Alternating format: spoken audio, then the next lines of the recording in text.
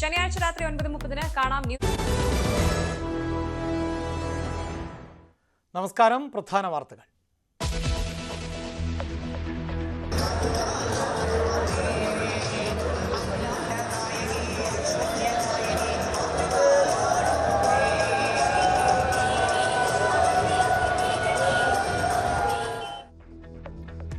ആറ്റുകാലമ്മയ്ക്ക് പൊങ്കാലയർപ്പിച്ച് ജനസഹസ്രങ്ങൾ.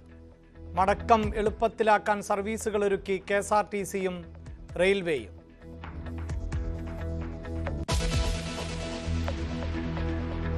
KPCC വേദി പങ്കിട്ടതിന് പിന്നാലെ G. സുധാകരനെതിരെ ഇടത് സൈബർ ആക്രമണം. കൂട്ടുകൂടുന്നത് അനിയനെ കൊലപ്പെടുത്തിയ പാർട്ടിക്കൊപ്പമെന്ന് ആക്ഷേപം. സുധാകരനോട് പരമപുച്ഛമെന്നും പോസ്റ്റുകളിൽ വിമർശനം.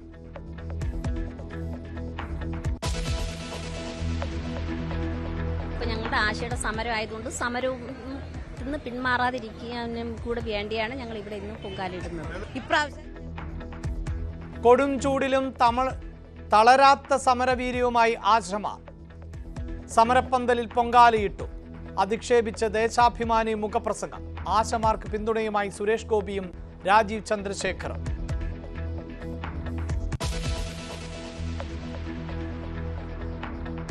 യാക്കോബായ സഭ കത്തോലിക്ക ബാബയുടെ വാഴിക്കലിൽ സർക്കാരിനെതിരെ ഓർത്തഡോക്സ് സഭ. സുപ്രീം കോടതി വിധി അട്ടിമറിക്കുന്നതാണ് കത്തോലിക്ക ബാവ നിയമനം എന്ന് ആരോപണം. ലെബനനിലെ ചടങ്ങിൽ മന്ത്രി P. രാജീവ് പങ്കെടുക്കുന്നതിന് വിമർശനം.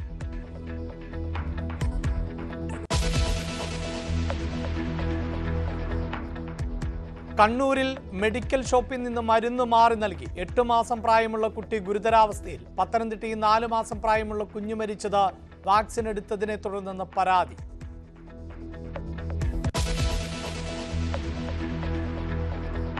ആലപ്പുഴ തകഴിയിൽ 2 സ്ത്രീകൾ ട്രെയിനിന് മുന്നിൽ ചാടി മരിച്ചു. ജീവനൊടുക്കിയത് അമ്മയും മകളുമെന്ന് സംശയം. സ്കൂട്ടറിൽ വന്ന് ട്രെയിനിന് മുന്നിലേക്ക് ചാടുകയായിരുന്നുവെന്ന് ദൃക്സാക്ഷി.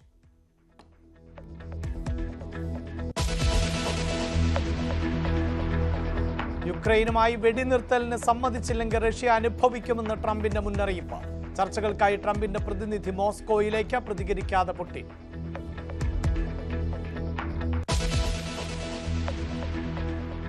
പൊങ്കാലയർപ്പിച്ച ഭക്തസഹസ്രങ്ങൾ.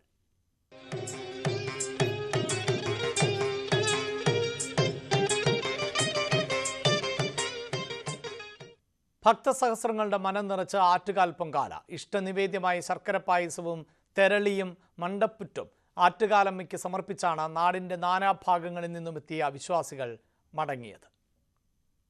കേരളത്തിൽ മാത്രമല്ല, ഇന്ത്യയിൽ നിന്ന് നമ്മൾ ഇന്നലെയൊക്കെ സംസാരിക്കുമ്പോൾ പല സ്ഥലത്തു നിന്ന്, വിദേശ രാജ്യങ്ങളിൽ നിന്നടക്കം ഈ ഒരു ദിവസത്തിന് വേണ്ടി ഇങ്ങോട്ട് എത്തുന്ന സ്ത്രീകളുടെ ആ ഒരു ബാഹുല്യം അത് കൂടിക്കൂടി വരികയാണ്.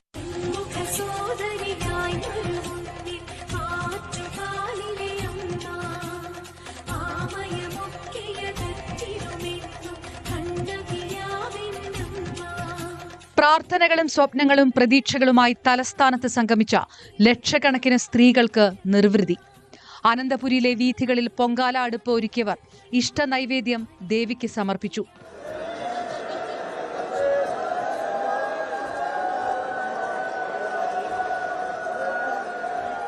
രാവിലെ ശുദ്ധപുണ്യാഹത്തിന് ശേഷമാണ് പൊങ്കാല ചടങ്ങുകൾക്ക് തുടക്കമായത്. ശുദ്ധപുണ്യാഹത്തിന് ശേഷം കണ്ണകി ചരിത്രത്തിലെ പാണ്ഡ്യരാജാവിന്റെ വധം വിവരിക്കുന്ന തോറ്റംപാട്ട് നടന്നു. ദേവിയുടെ വിജയം കേട്ടയുടനെ തന്ത്രി ശ്രീകോവിലിൽ നിന്ന് ദീപം പകർന്ന് മേൽശാന്തിക്ക് കൈമാറി. 12:15 ക്ഷേത്രത്തിന് മുന്നിലെ പണ്ടാര അടുപ്പിലേക്ക് അഗ്നി പകർന്നു.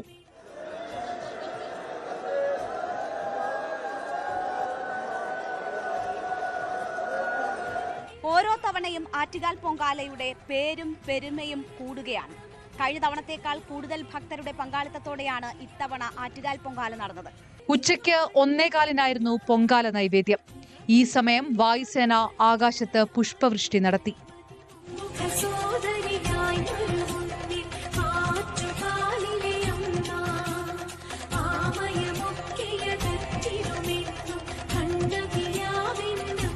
ദശലക്ഷക്കണക്കിന് ഭക്തന്മാരാണ് ഇപ്പോൾ ആറ്റുകാലമ്മയ്ക്ക് പൊങ്കാല അർപ്പിച്ച് മടങ്ങിയിരിക്കുന്നത്.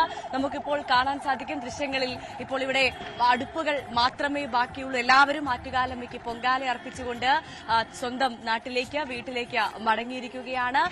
വീണ്ടും പൊങ്കാല അർപ്പിക്കാൻ അവസരമുണ്ടാക്കണമെന്ന പ്രാർത്ഥനയോടെ ഭക്തരുടെ മടക്കം. ഇനിയുള്ള നിമിഷങ്ങൾ ഭക്തർക്ക് അടുത്ത വർഷത്തേക്കുള്ള കാത്തിരിപ്പാണ്. നഗരത്തിന്റെ 10 കിലോമീറ്റർ ചുറ്റളവിലാണ് പൊങ്കാല അടുപ്പുകൾ ഒരുക്കിയത്.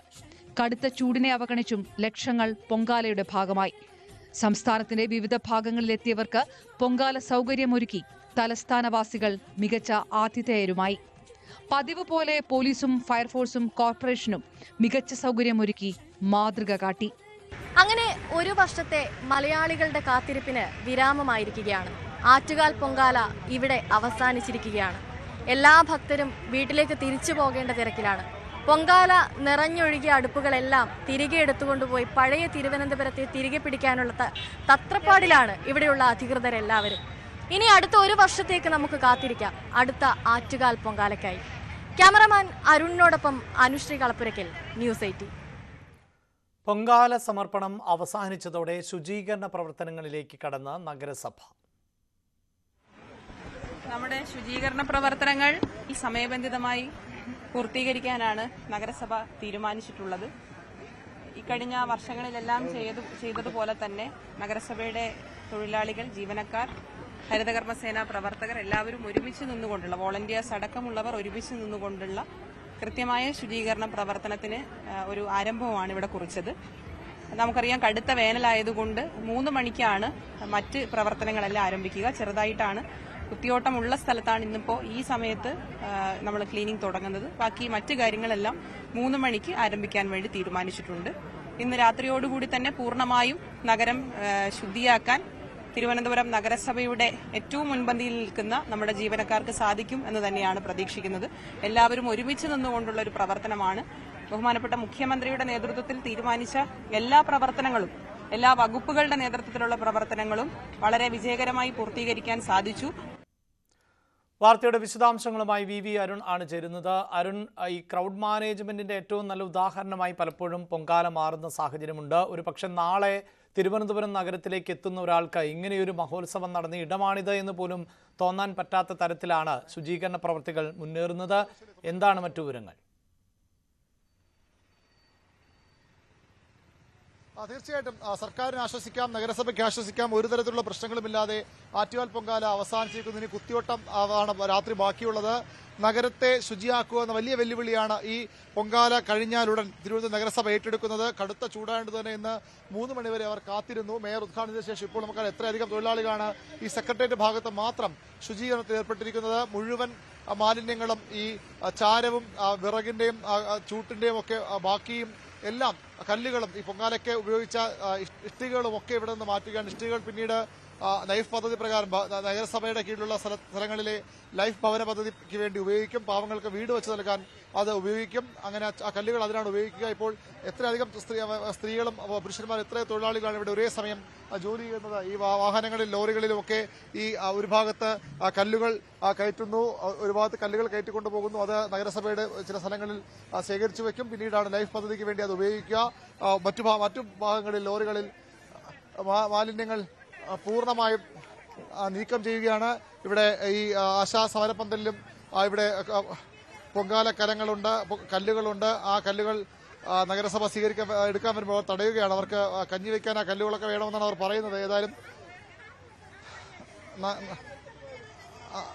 നഗരം മുഴുവൻ ക്ലീൻ ചെയ്യുക എന്ന ശ്രമത്തിലാണ്. പക്ഷേ അവിടെ ആശാപ്രവർത്തകർ ചെറിയ തടസ്സം ഉണ്ടാക്കുമെന്ന് വേണമെങ്കിൽ പറയാം. അവർ എല്ലാ ദിവസവും കഞ്ഞി വയ്ക്കുന്ന കല്ലുകൾ മാറ്റാൻ കഴിയില്ല എന്നാണ് പറഞ്ഞത്. പക്ഷേ ഈ ഭാഗത്ത് നഗരസഭാ ജീവനക്കാർ മാലിന്യങ്ങൾ നീക്കുന്നതിന്റെ ഭാഗമായാണ് ആ സ്ഥലത്തേക്കും എത്തിയത്. ഏതായാലും ഇന്ന് വൈകുന്നേരത്തോടു കൂടി തന്നെ, നേരത്തെ അഭിലാഷ് സൂചിപ്പിക്കുകയാണ് ശരിയായ കാര്യം, നാളെ രാവിലെ പുറത്തുനിന്ന് ഒരാൾ വന്നാൽ ഇന്നലെ ഇത്രയധികം ഈ 10,000-കണക്കിന് സ്ത്രീകൾ ഈ നഗരം നിറഞ്ഞു നിന്ന് പൊങ്കാലയിട്ട് ഈ തീ കത്തിച്ച് അടുപ്പ് കൂട്ടി പൊങ്കാലയിട്ട് പോയൊരു സ്ഥലമാണോ എന്ന് അറിയാൻ പോലും കഴിയാത്ത തരത്തിലുള്ള ശുചീകരണമാണ് നഗരസഭ എല്ലാ തവണയും നടത്തുന്നത്. വളരെയധികം മാതൃകാപരമായ പ്രവർത്തനമാണ് നഗരസഭയുടെ ഭാഗത്ത് അക്കാര്യത്തിൽ ഉണ്ടാകുന്നത്. അതാണ് മേയർ തുടക്കം കുറിച്ചത്. ഈ ശുചീകരണം ഈ നഗരത്തിന്റെ എല്ലാ ഭാഗങ്ങളിലും, അതേ ഇടവഴികളിലും പ്രധാന റോഡുകളിലും ദേശീയപാതകളിലും ഒക്കെ അത്തരത്തിലുള്ള ശുചീകരണം ഉണ്ടാകും. അതിനുശേഷം രാത്രി ഒരു കൃത്രിമ മഴ പെയ്യിക്കും നഗരസഭയുടെ ജീവനക്കാർ. അതോടുകൂടിയാണ് നഗരം പൂർണ്ണമായും ക്ലീൻ ആകുമെന്ന് ആയി മാറുന്നത്. ഏതായാലും ഇപ്പോൾ അതിനുള്ള ശ്രമങ്ങൾ നടത്തുന്നത്. ഇപ്പോൾ ഈ വാഹനം ഈ route number 7 secretariat circle, corporation secretariat സർക്കിളിലേക്ക് മാത്രമുള്ള വാഹനമാണ്. ഇത്തരത്തിൽ നഗരത്തിന്റെ എല്ലാ ഭാഗത്തും ഈ മാലിന്യം നീക്കം ചെയ്യാൻ വേണ്ടി നഗരസഭാ ജീവനക്കാർ ഇറങ്ങിയിരിക്കുകയാണ്. വലിയ രീതിയിലുള്ള ആളുകളുടെ വലിയ ജീവനക്കാരുടെ കൂട്ടമുണ്ട്. എല്ലാത്തരം മാലിന്യങ്ങളും അവർ ഇവിടെ നിന്ന് നീക്കം ചെയ്യുകയാണ്. ഏതായാലും ആ പ്രവൃത്തികളാണ് ഇപ്പോൾ പുരോഗമിക്കുന്നത്. ഏതാനും മണിക്കൂറുകൾ കൊണ്ട് ഈ നഗരം പഴയതുപോലെ ഒരുപക്ഷെ നേരത്തെ കിടന്നതിനേക്കാൾ മനോഹരമാക്കി മാറ്റും നഗരസഭ. അഭിലാഷ്. യെസ്, എന്തായാലും ശുചീകരണ പ്രവൃത്തികൾ പുരോഗമിച്ചുകൊണ്ടിരിക്കുന്നു. കൊടും ചൂടായതുകൊണ്ട് തന്നെ അല്പം വൈകിയിട്ടുണ്ട്. സാധാരണ നിലയിൽ ഈ പൊങ്കാല അർപ്പണം പൂർത്തിയായാൽ ആ നിമിഷം തന്നെ ശുചീകരണ പ്രവൃത്തി ആരംഭിക്കുന്നതാണ്. പക്ഷേ ഇത്തവണ ചൂടായതുകൊണ്ട് അല്പസമയം മുമ്പാണ് ആരംഭിച്ചതെങ്കിലും രാത്രിയോടുകൂടി നഗരം വൃത്തിയാക്കി പഴയ നിലയിലേക്ക് തിരികെ എത്തിക്കും. നടിമാരായി ചിപ്പി, ആനി, ജലജ തുടങ്ങിയ സെലിബ്രിറ്റികളുടെ വലിയ നിരയാണ് ഇക്കുറിയും പതിവ് തെറ്റിക്കാതെ പൊങ്കാലയിടാൻ എത്തിയത്. ആറ്റുകാലമ്മയ്ക്ക് പൊങ്കാല അർപ്പിക്കുന്നത് വലിയ നിർവൃതിയാണ് എന്നായിരുന്നു ഇവരുടെ പ്രതികരണങ്ങൾ. ഭയങ്കര സന്തോഷം, ഭയങ്കര നിറവ്, ഭയങ്കര സംതൃപ്തി. ആ വർഷം ചെല്ലുന്തോറും എനിക്ക് ഈ പറഞ്ഞ കാര്യങ്ങളൊക്കെ ഇരട്ടിക്കുകയുള്ളൂ. നമുക്കതല്ലേ ഈ പൊങ്കാല ദിവസം നമുക്ക് ചെയ്തു കൊടുക്കാൻ പറ്റിയത് ഏറ്റവും വലിയ അവർക്കൊരു സപ്പോർട്ടായിട്ട് എപ്പോഴും കൂടെ നിൽക്കുക. പിന്നെ ഒരുപാട് പ്രാർത്ഥനകൾ, പുതിയ മൂവിയുടെ റിലീസുണ്ട്. അപ്പം അതുകൊണ്ട് തുടരും റിലീസുണ്ട്. അപ്പം അതിന് വേണ്ടിയിട്ടൊക്കെ ഉള്ള പ്രാർത്ഥനയിൽ വന്നിരിക്കുകയാണ്. പ്രത്യേക ഒരു കോൺഫിഡൻസ് കിട്ടും നമുക്ക് പൊങ്കാല ഇട്ട് കഴിയുമ്പോൾ. ഇനി എല്ലാം ശരിയാവും എന്നുള്ളൊരു വിശ്വാസം. അമ്പലത്തിൽ ഭയങ്കരമായിട്ട് ആൾക്കാർ, പണ്ടൊക്കെ നമുക്ക് ഫ്രീ ആയിട്ട് പോകാൻ പറ്റും, ഇത്ര തിരക്കുകളൊന്നും ഇല്ലായിരുന്നു. പക്ഷെ ഇന്നലെയൊന്നും അങ്ങോട്ട് പോയിട്ട് അടുത്തോട്ട് പോകാനേ പറ്റുന്നില്ല, അത്ര തിരക്കാണ്. അത് വേർഡ്സ് ആയിട്ട് പറയാൻ പറ്റില്ല. സോ ഞാൻ ഭയങ്കര ഹാപ്പി ആൻഡ് ഡെഫിനറ്റ്ലി എല്ലാ വർഷവും ഞാൻ 100% എല്ലാ വർഷവും ഞാൻ ഒത്തിരി സന്തോഷം തോന്നി. കാരണം ഒരുപാട് നാളത്തെ ആഗ്രഹമായിരുന്നു പൊങ്കാല ഇടുക എന്നുള്ളത്. ഒത്തിരി നാളത്തെ ഒരു ആഗ്രഹമായിരുന്നു. ഇന്നത് സഫലമായി. നമ്മളൊരു വലിയൊരു ആഗ്രഹ സാധ്യത്തിന് വേണ്ടിയാണ് ഇപ്രാവശ്യം ഇത്രയും വലിയ നേർച്ച ഇടുന്നത്. അത് ആഗ്രഹം സാധിക്കുകയാണെങ്കിൽ തീർച്ചയായിട്ടും അടുത്ത വർഷം പറഞ്ഞിരിക്കും. ആഗ്രഹങ്ങൾ ഉണ്ടാവുമല്ലോ, അത് ആഗ്രഹങ്ങൾ സാധിക്കുന്നുണ്ടാണ് ഓരോ വട്ടം ആൾക്കാർ കൂടിക്കൂടി വരുന്നത്. ആദ്യത്തെ പ്രാർത്ഥന എന്താണെന്ന് വെച്ചാൽ എല്ലാ വർഷവും പൊങ്കാല ഇടാൻ പറ്റണേ. ഇപ്പോൾ വർഷം പൊങ്കാല ഇട്ട് നമ്മൾ പോയി കഴിഞ്ഞാലും അടുത്ത വർഷം പൊങ്കാല ഇടാൻ പറ്റണേ, ദേവി സാധിച്ചു തരണേ എന്നൊരു പ്രാർത്ഥനയുണ്ടല്ലോ. അതെന്തായാലും ദൈവമേ എല്ലാവരും കാക്കണേ, നന്നായിട്ട് ഇരിക്കണേ എന്നുള്ള പ്രാർത്ഥന മാത്രമേ ഉള്ളൂ. എന്ന് വെച്ചാൽ നമ്മൾ എന്തിനാണ് അങ്ങനെ പ്രാർത്ഥിക്കുന്നതെന്ന് എൻ്റെ ഒരു വിശ്വാസം. എന്ന് വെച്ചാൽ ഞാൻ അത് നടന്നാൽ ഞാൻ വന്ന് ചെയ്യാം, അങ്ങനെ ഒരിക്കലും ഞാൻ പ്രാർത്ഥിച്ചിട്ടില്ല. ഞാൻ എല്ലാവർക്കും നല്ലത് വരട്ടെ, അല്ലെങ്കിൽ എല്ലാം നല്ലതാവട്ടെ എന്നുള്ളൊരു പ്രാർത്ഥന മാത്രമേ ഉള്ളൂ.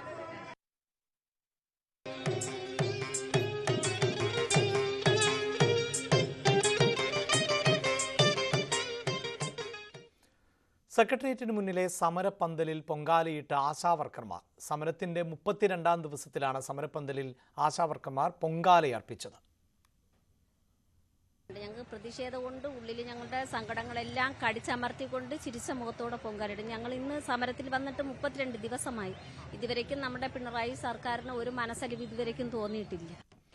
കേന്ദ്രമന്ത്രി സുരേഷ് ഗോപി, രാജീവ് ചന്ദ്രശേഖർ തുടങ്ങിയവർ സമരപ്പന്തലിൽ എത്തി ഐക്യദാർഢ്യം അറിയിച്ചു. കേന്ദ്രത്തിൽ നിന്ന് കിട്ടിയാലേ ആശമാർക്ക് പണം നൽകൂ എന്ന സമീപനമാണ് സംസ്ഥാന സർക്കാരിന് എന്ന് സുരേഷ് ഗോപി പറഞ്ഞു. എന്നാൽ ആശമാരെ പിരിച്ചുവിടുന്നതിന് കേന്ദ്ര അനുമതി ആവശ്യമില്ല എന്ന വാദമാണ് കേരളം ഉന്നയിക്കുന്നത് എന്നും സുരേഷ് ഗോപി കുറ്റപ്പെടുത്തി. ആശമാരുമായി ചർച്ച ചെയ്ത് സമരത്തിന് അവസാനം കാണാൻ മുഖ്യമന്ത്രി പിണറായി വിജയൻ തയ്യാറാകണമെന്ന് രാജീവ് ചന്ദ്രശേഖർ പറഞ്ഞു. എല്ലാം ഇങ്ങോട്ട് കൊടുക്കണം, അവര് കൊടുക്കും. പക്ഷെ ഇങ്ങോട്ട് കൊടുത്താലേ കൊടുക്കൂ, അത് ന്യായം. കൊടുക്കാനുള്ളത് കൊടുത്തു, ഇനി കിട്ടാനുണ്ടെങ്കിൽ കണക്ക് തരാം, കണക്ക് കൊടുക്കില്ല, അതും അവരുടെ ന്യായം. ഇനി ഇതെല്ലാം അവിടെ നിന്നുണ്ടെങ്കിലേ ഉള്ളൂ. പക്ഷെ ഇവരെ പണിയിൽ നിന്ന് പറഞ്ഞയക്കണമെങ്കിൽ അത് ഞങ്ങൾ തീരുമാനിക്കും. അത് എവിടുത്തെ ന്യായമാണ്? പണിയിൽ നിന്ന് പറഞ്ഞയക്കുന്ന അവരെ നിയമിച്ചത് അവരെ പറഞ്ഞയക്കുന്നതും അവര്. പക്ഷെ എല്ലാം കൊടുക്കുന്നത് അവിടുന്ന് കൊടുത്തോ, എവിടുത്തെ ന്യായമാണത്? ഇവിടെ ഈ 32 ദിവസമായിട്ട് ആശാ വർക്കേഴ്സ് ഇങ്ങനെ ഒരു സമരത്തിൽ ഇരിക്കുമ്പോൾ ഒരു സങ്കടമുണ്ട്. അതുകൊണ്ട് ഈ ഒരു ശുഭദിനത്തിൽ ഞാൻ റിക്വസ്റ്റ് ചെയ്യുന്നു, പിണറായി വിജയൻജിയോട് അവരെ ഒന്ന് വിളിക്കണം, അവരെ കൂടെ ചർച്ച തുടങ്ങണം. അവർ ഈ ആശാ വർക്കേഴ്സ് എന്ന് പറഞ്ഞാൽ നമ്മുടെ ഹെൽത്ത് സിസ്റ്റമിന്റെ ഫ്രണ്ട് ലൈൻ വാരിയേഴ്സാണ്. അവരെ ഇങ്ങനെ വിടരുത്. അതുകൊണ്ട് അവരുടെ ഒരു ജെന്യുവിൻ ഗ്രീവൻസസ് സെൻട്രൽ ഗവൺമെന്റ് തയ്യാറാണ് ഇത് ഡിസ്കസ് ചെയ്യാമെന്ന് പറഞ്ഞിട്ടുണ്ട്.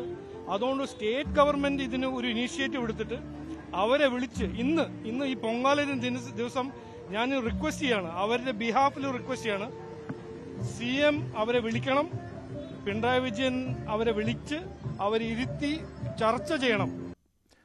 ആരോഗ്യമേഖലയിൽ കഴിഞ്ഞ സാമ്പത്തിക വർഷത്തെ ക്യാഷ് ഗ്രാന്റ് കേന്ദ്രം നൽകാത്തത് കോ ബ്രാൻഡിംഗ് വൈകിയതിനാൽ. എന്നാൽ പിന്നീട് ബ്രാൻഡിംഗ് നടത്തിയെങ്കിലും കേന്ദ്രം തുക അനുവദിച്ചില്ല. കേന്ദ്രവിഹിതം ഉൾപ്പെടെ സംസ്ഥാനം ചെലവഴിച്ച 636.88 കോടി രൂപയുടെ വിനിയോഗ സർട്ടിഫിക്കറ്റ് കേന്ദ്രത്തിന് സംസ്ഥാനം നൽകി എന്ന് നിയമസഭയിൽ ആരോഗ്യമന്ത്രി രേഖകൾ വ്യക്തമാക്കി. ഇത് നൽകിയിട്ടില്ല എന്നായിരുന്നു കേന്ദ്രത്തിന്റെ ആരോപണം. സംസ്ഥാനത്തെ ആരോഗ്യ കേന്ദ്രങ്ങൾക്ക് കേന്ദ്രം നിർദ്ദേശിക്കുന്ന പേരിടണമെന്ന് ആരോഗ്യ മന്ത്രാലയം 2018 ആദ്യം ആവശ്യപ്പെട്ടത്. Ayushman Bharat health and wellness centre എന്ന പേര് നൽകണമെന്നായിരുന്നു ആവശ്യം. ആദ്യം തർക്കിച്ചു നിന്നെങ്കിലും 2023 സംസ്ഥാനം പേരുമാറ്റൽ ആരംഭിച്ചു. എന്നാൽ അതേ വർഷം നവംബറിൽ കേന്ദ്രം വീണ്ടും പേരുമാറ്റി. ആയുഷ്മാൻ ആരോഗ്യ മന്ദിർ എന്നാക്കണമെന്നായിരുന്നു നിർദ്ദേശം. മലയാളത്തിന് ചേരാത്ത പേരെന്നു പറഞ്ഞ് സംസ്ഥാനം എതിർപ്പറിയിച്ചു. പുതിയ പേരുകൾ നിർദ്ദേശിക്കാൻ കേന്ദ്രം ആവശ്യപ്പെട്ടു.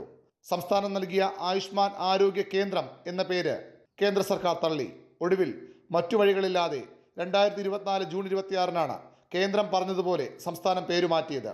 അപ്പോഴേക്കും ആ സാമ്പത്തിക വർഷം അവസാനിക്കുകയും ആശാവർക്കർമാരുടെ ഇൻസെന്റീവായി നൽകിയ 100 കോടി ഉൾപ്പെടെയുള്ള തുകയിൽ 1 രൂപ പോലും കേന്ദ്രം അനുവദിക്കാതെയുമായി. അതാണ് ഇപ്പോഴത്തെ പ്രതിസന്ധിക്ക് പ്രധാന കാരണം. എന്നാൽ യൂട്ടിലിറ്റി സർട്ടിഫിക്കറ്റ് നൽകാത്തതാണ് ഫണ്ട് നൽകാത്തതിന് കാരണമായി ആരോഗ്യമന്ത്രി JP നദ്ദ പാർലമെന്റിലും സുരേഷ് ഗോപി ആശമാരുടെ സമരപ്പന്തലിലും എത്തി പറഞ്ഞത്. ഇത് ശരിയല്ലെന്ന് ആരോഗ്യമന്ത്രി നിയമസഭയിൽ വച്ച രേഖകൾ വ്യക്തമാക്കുന്നു. യൂട്ടിലിറ്റി സർട്ടിഫിക്കറ്റ് കൈമാറിയിട്ടും തുക അനുവദിക്കാത്ത കേന്ദ്ര നടപടിക്കെതിരെയാണ് സംസ്ഥാനത്തിന്റെ പ്രതിഷേധം. സംസ്ഥാനം കൈമാറിയ യൂട്ടിലിറ്റി സർട്ടിഫിക്കറ്റ് പുറത്തു വന്നതോടെ ബ്രാൻഡിംഗ് നടത്താത്തതാണ് ഫണ്ട് തടയാൻ കാരണമെന്ന് കേന്ദ്രവും സമ്മതിക്കുകയാണ്. ന്യൂസ് 18 തിരുവനന്തപുരം. കേന്ദ്ര സർക്കാരിനും ആശാസമരത്തിനും എതിരെ ദേശാഭിമാനിയുടെ മുഖപ്രസംഗം. അടിക്കടി ആവശ്യങ്ങൾ മാറ്റുന്ന സമര നേതൃത്വം കേന്ദ്ര സർക്കാരിന്റെ ഉത്തരവാദിത്തം മറച്ചുപിടിക്കുകയാണ്. ആശമാരുടെ കാര്യത്തിൽ BJP പിന്തിരിപ്പൻ നിലപാടാണ് സ്വീകരിക്കുന്നത്. ആശമാരെ സ്ഥിരം തൊഴിലാളികളായി കേന്ദ്രം അംഗീകരിക്കണമെന്നും ഇക്കാര്യം ആവശ്യപ്പെട്ടിട്ടും കേന്ദ്രം അനങ്ങുന്നില്ല എന്നും മുഖപ്രസംഗത്തിൽ കുറ്റപ്പെടുത്തുന്നുണ്ട്. ഇത്രയും പിന്തിരിപ്പൻ നിലപാട് സ്വീകരിക്കുന്ന BJPയുടെ പ്രതിനിധികളെയാണ് ആശമാരുടെ പേരിൽ നടക്കുന്ന സമരപന്തലിലേക്ക് ആനയിക്കുന്നത് എന്ന വിമർശനവും മുഖപ്രസംഗത്തിൽ ഉണ്ട്. കേന്ദ്ര നയം തിരുത്താൻ യോജിച്ച സമരത്തിന് തയ്യാറാകണമെന്നും ദേശാഭിമാനി മുഖപ്രസംഗം ആവശ്യപ്പെടുന്നു. KPCC വേദി പങ്കിട്ടതിന് G. സുധാകരനെതിരെ ഇടത് സൈബർ ആക്രമണം. കൂട്ടുകൂടുന്നത് സഹോദരനെ കൊലപ്പെടുത്തിയ പാർട്ടിക്കൊപ്പമാണ്. സുധാകരനിലെ കമ്മ്യൂണിസ്റ്റ് സഖാക്കളുടെ മനസ്സിൽ അകാല ചരമം പ്രാപിക്കും എന്നും G. സുധാകരനോട് പരമപുച്ഛം എന്നും പോസ്റ്റിൽ പറയുന്നുണ്ട്. വിവരങ്ങളുമായി ശരണ്യ സ്നേഹജൻ ആണ് ചേരുന്നത്. ശരണ്യ, ഒരേ കണ്ടന്റുള്ള പോസ്റ്റുകളാണല്ലോ വ്യാപകമായി ഇപ്പോൾ പ്രചരിച്ചുകൊണ്ടിരിക്കുന്നത്. ഏതിടങ്ങളിലാണ് ഇത് പ്രചരിക്കുന്നത്? എന്തൊക്കെയാണ് വിമർശനങ്ങൾ? G. സുധാകരനെതിരെ കഴിഞ്ഞ ദിവസം KPCCയുടെ പരിപാടിയിൽ പങ്കെടുത്ത ശേഷമാണ് ഇത്തരത്തിലൊരു പോസ്റ്റുകൾ നവമാധ്യമങ്ങളിൽ പ്രത്യക്ഷപ്പെടാൻ തുടങ്ങിയത്. ഇടത് സൈബർ കോളങ്ങളിലാണ് ഈ പോസ്റ്റുകൾ, ഒരേ കണ്ടന്റോട് കൂടിയ പോസ്റ്റുകൾ വന്നത് എന്നുള്ളതാണ് ശ്രദ്ധേയം. പോരാളി ഷാജി അടക്കമുള്ള ഗ്രൂപ്പുകളിൽ ഇത് വരികയും ചെയ്തിട്ടുണ്ട്. ഇത് പ്രധാനമായി പറയുന്നത് G. ഭുവനേശ്വരന്റെ രക്തസാക്ഷിത്വവുമായി ബന്ധപ്പെട്ട് കോൺഗ്രസിനെ കുറ്റപ്പെടുത്തിക്കൊണ്ടുള്ള, അതിൽ പങ്കെടുത്ത G. സുധാകരനെ അതിരൂക്ഷമായി വിമർശിച്ചുകൊണ്ടുള്ള വിമർശനമാണ് ഉള്ളത്. G. സുധാകരനെ സംബന്ധിച്ചിടത്തോളം അദ്ദേഹം പറയുന്നത് അദ്ദേഹം പല സെമിനാറുകളിലും വിവിധ രാഷ്ട്രീയ പാർട്ടികളുടെ, ലീഗിന്റെ അടക്കം വിവിധ രാഷ്ട്രീയ പാർട്ടികളുടെ സെമിനാറുകളിൽ പങ്കെടുക്കാറുണ്ട്. അങ്ങനെ പതിവായി ക്ഷണിക്കുന്ന ഒരാൾ കൂടിയാണ് G. സുധാകരൻ എന്നുള്ളതാണ്. ആ ഒരു സംഭവത്തിലാണ് ഇപ്പോൾ ഒരു കേന്ദ്രീകരിച്ചുള്ള ഒരു ആക്രമണം അദ്ദേഹത്തിന് നേർ ഉണ്ടായിക്കൊണ്ടിരിക്കുന്നത്.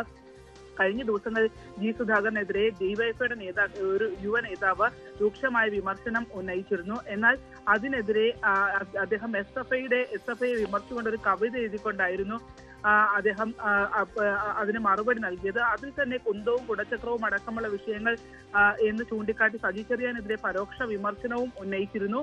ഒപ്പം അവരുടെ പിന്മുറക്കാർ എന്നുള്ളതാണ് അദ്ദേഹം പറഞ്ഞിരുന്നത്. അതേ നിലപാട് തന്നെയാണ് അദ്ദേഹം ഇപ്പോഴും വ്യക്തമാക്കുന്നത്. അതായത് പൊളിറ്റിക്കൽ ക്രിമിനലിസം എന്ന ആരോപണത്തിൽ അദ്ദേഹം ഇപ്പോഴും ഉറച്ചു നിൽക്കുന്നു. അത്തരത്തിൽ പൊളിറ്റിക്കൽ ക്രിമിനലുകളെ ഉപയോഗിച്ചുള്ള സൈബർ ആക്രമണമായിരിക്കും ഇതെന്നുള്ളൊരു കണക്കുകൂട്ടലാണ് കരുതാൻ കഴിയുക. കാരണം കഴിഞ്ഞ കുറേ നാളുകളായി അദ്ദേഹം അത്തരം ഒരു വിമർശനം ഉന്നയിക്കുന്നുണ്ട്. തന്നെ കേന്ദ്രീകരിച്ച് അത്തരത്തിൽ അപമാനിക്കാൻ ശ്രമിക്കുന്നു. അതാണ് അദ്ദേഹം ഉപയോഗിച്ച വാക്ക്. തന്നെ അപമാനിക്കാൻ ഉള്ള ശ്രമം ഉണ്ടാകുന്നു എന്നുള്ളതാണ്. പാർട്ടി പ്രവർത്തനങ്ങളിൽ നമുക്കറിയാം, കഴിഞ്ഞ ദിവസങ്ങളിൽ നടന്ന സംസ്ഥാന സമ്മേളനത്തിന് ശേഷവും പ്രായപരിധി സംബന്ധിച്ചൊക്കെ ജി സുധാകരൻ കർശനമായ നിലപാട് വ്യക്തമാക്കിയിരുന്നു. 75 കഴിഞ്ഞവർ പാർട്ടിയിൽ, അതായത് നമുക്കറിയാം 2-3 മാസം കഴിയുമ്പോൾ 75 പൂർത്തീകരിക്കുന്ന ആളുകൾ ഉൾപ്പെടെ ഇപ്പോഴും സമ്മേളനം അവരെ കമ്മിറ്റിയിലേക്ക് തെരഞ്ഞെടുത്തിരുന്നു. എന്നാൽ അടുത്ത സമ്മേളന കാലയളവ് 2028-ലാണ്. അപ്പൊ അത്രയും കാലയളവിലേക്ക് പോകുമ്പോൾ സ്വാഭാവികമായും അത്രയും ഇളവ് ഇവർക്ക് കിട്ടുന്നത് എങ്ങനെയെന്നുള്ള ചോദ്യം വരുന്നു. ആ ചോദ്യത്തെ ജി സുധാകരൻ 75 കഴിഞ്ഞാൽ 75 പൂർത്തിയാകുന്ന അന്ന് ഈ പദവികളിൽ നിന്ന് ഒഴിയേണ്ടതുണ്ട്, അല്ലെങ്കിൽ കമ്മിറ്റികളിൽ നിന്ന് ഒഴിയേണ്ടതുണ്ട് എന്ന് കർശനമായി പറയുകയും ഒക്കെ ചെയ്തിരുന്നു. അങ്ങനെ CPM നേതൃത്വത്തിനെതിരെ അവർ കൈക്കൊള്ളുന്ന പല നിലപാടുകളിലും അതിനകത്ത് താല്പര്യക്കുറവുണ്ടെങ്കിൽ തുറന്നു പറയുന്ന ഒരാളാണ് ജി സുധാകരൻ. അത്തരം വിമർശനങ്ങളൊക്കെ ഉന്നയിച്ചതിന്റെ പിറ്റേ ദിവസമാണ് KPCCയുടെ വേദി പങ്കിടുകയും ചെയ്തത്. അതുകൊണ്ട് തന്നെ KPCCയുടെ വേദി പങ്കിട്ടത് വലിയ രീതിയിൽ ശ്രദ്ധേയമാവുകയും ചെയ്തിരുന്നു. അതിന് പിന്നാലെയാണ് ഇപ്പോൾ കഴിഞ്ഞ കുറച്ച് നാളുകളായി ഉണ്ടായിരുന്ന, അതായത് പലയിടങ്ങളിൽ നിന്നായി ഉണ്ടായിരുന്ന ഒരു സൈബർ ആക്രമണം ഇപ്പോൾ ഒരു സംഘടിതമായ രീതിയിലേക്ക് മാറുന്നത്. അഭിലാഷ്, വാർത്തയുടെ വിശദാംശങ്ങളാണ് ശരണ്യ സ്നേഹജൻ നൽകിയത്. ആലപ്പുഴയിൽ അമ്മയും മകളും ട്രെയിനിന് മുന്നിൽ ചാടി മരിച്ചു. കേളമംഗലം സ്വദേശിനി 35-കാരി പ്രിയയും മകളുമാണ് മരിച്ചത്. ആലപ്പുഴ തകഴി ലെവൽ ക്രോസിന് സമീപമായിരുന്നു സംഭവം. ശരണ്യ സ്നേഹജൻ ചേരുന്നുണ്ട്. ശരണ്യ, എന്താണ് ഈ ആത്മഹത്യക്ക് പിന്നിൽ എന്നത് വ്യക്തമാണോ? ഇല്ല അഭിലാഷ്, അല്പസമയം മുമ്പാണ് ഇങ്ങനൊരു സംഭവം ആലപ്പുഴ തകഴിയിൽ ഉണ്ടായിട്ടുള്ളത്.